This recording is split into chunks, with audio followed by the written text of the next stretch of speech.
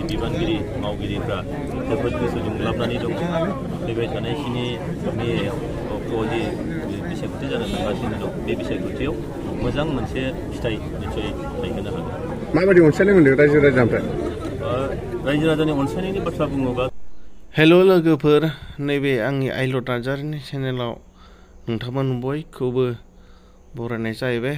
आरो लोगोफोर, नैबे आंनि आइलट नार्जारिया दिनैहाय मोननैसो बिदिनो खौरां लाना फैलायबाय। नोंथांमोना भिडिअखौ जोबजासे नायलांदो, अब्ला नोंथांमोना बुजिगोन। नोंथांमोना मिथिखाबाय जानो हागौ नैबे थामिलखौ नायनानै। दा बेखौ लानानै जोंहा नैबे इउपिपिएल हान्जाया दिनै जेनेबा मोनसे थासारिनि थाखाय मोजां मोननानै दिनै बेबादिनो मोनसे खौसेथिनि जानायखाय दिनैहाय नैबे माने बिसोरो इउपिपिएलनि जानानै दिनैहाय नैबे बेदर जानायनि थाखाय मोनसे थांखि रायजोफोरखौ लानानै खुसिजों दिनै लाहार फाहार खालामदों लोगोफोर। दा नोंथांमोना भिडिअखौ नायलांदो जोबजासे, आरो बिदिनो गोबांथार बिदिनो जयनिं जागासिनो लोगोफोर। दा नोंथांमोना भिडिअखौ नायलांबानो जाहैबाय। आरो बिदिनो दिनैहाय बेबायदिनो नैबे जा जयन्त केन्डिडेटआ जोंहा बेबायदिनो गोसोआव फैनानै दिनै मोजांथार सासन होलांदों होननानै दिनै बिथांमोनहा हाजासे रंजानाय मोनदों। दा नोंथांमोना भिडिअखौ जोबजासे नायलांबा अब्ला बुजिगोन लोगोफोर। दा बिसोरो नै माने बेबायदि जानायनि थाखाय लाहार फाहार खालामदों। दा बिसोरो जेनेबा मा जाहोननि थाखाय मोजां मोनदों, दा बिथांमोना गावसोरनो माने मोजां मोननाय दिन्थिदों लोगोफोर। दा बिसोरो माने गोदागासिनो बिथांमोना माने खौसेथि जानायनि थाखाय आरो। दा लोगोफोर, भिडिअखौ नायनानै नोंथांमोना साबसक्राइब खालामनो दाबाव, आरो लोगोफोरनो शेयार खालामदो। आरो बिदिनो मोजां मोजां भिडिअ नोंथांमोना नुबाय थागोन। दा नैनिफ्रायबो बिसोरो माने जयनिं जाबावदों सानै। बिथांमोनहानो जाहैबाय माने बिपिएफनि गोख्रों मावथि हान्जामोन। दा बिथांमोना न'खरै फैजोब्बाय। बिदिनो बिसोरो बिसि फिसाय फैदों, आरो न'खर फोलेर दंजोबो। बिसोरो माने गोबांथार माने मोजां मोननायजों दा बिथांमोनहा बिदिनो फैदों जाहैबाय लोगोफोर। दा नैबेखौनो माने मोजां मोननाय फोरमायदों लोगोफोर। दा नोंथांमोना नायलांबानो जाहैबाय।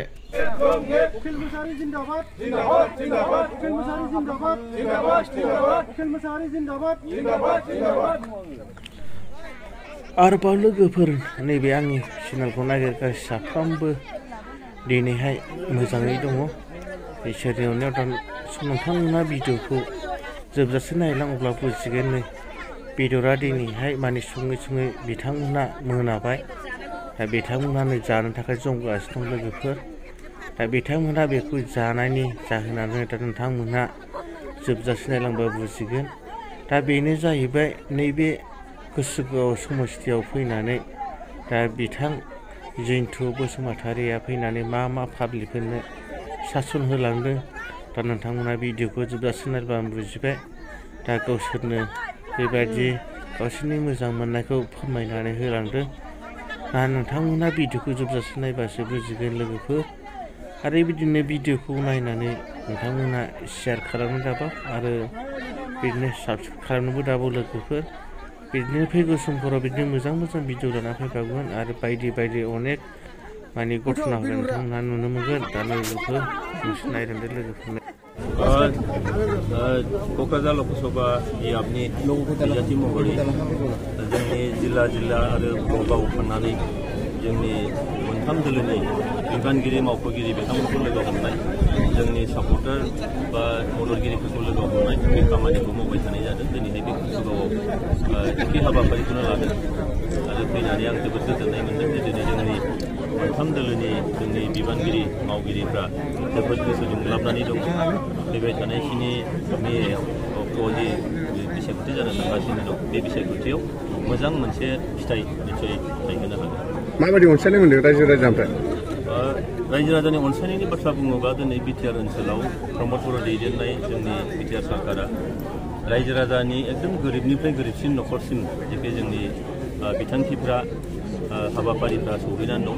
जौगानायनि हाबाफारिखौ आसाम सरकारा लानाय बिथांखिनि गेजेरजों दिनै गोबां गासैबो थाखोनि सुबुंफोरा दिनैहाय मुलाम्फा जादों दा बे बेलाखौ नायनानै जोङो जोबोद माने गोग्गायै बुंनो हायो जे फैबाय थानाय बिसायख'थियाव रायजो राजाफ्रा 70% बारा मोनसे भट शेयार दिनै NDA हिसाबै होनो थांगासिनो दं आरो बेखायनो जोबोद गोजोननाय मोनदों आरो जों जोबोद मोजाङैनो देरहादों। बबेबा दोला फेक्टर जागोन नामा?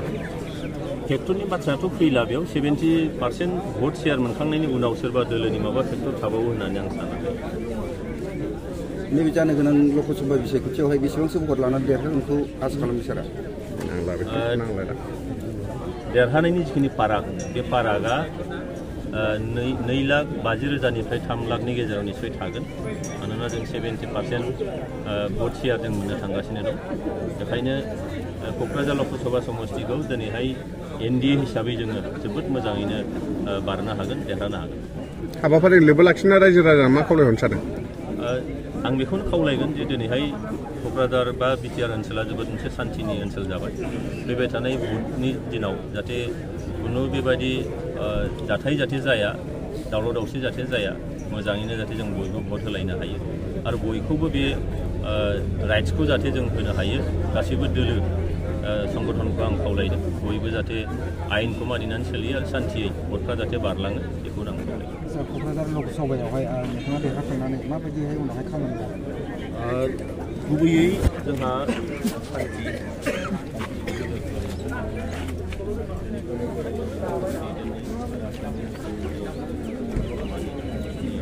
नाजानाय आरो नरेन्द्र मदि भारतनि गाहाय मन्थ्रि डक्टर अमित शाह बिथांमोननि मोनसे ब्लेसिं बेयाव नैबे ओनसोला सान्थि बे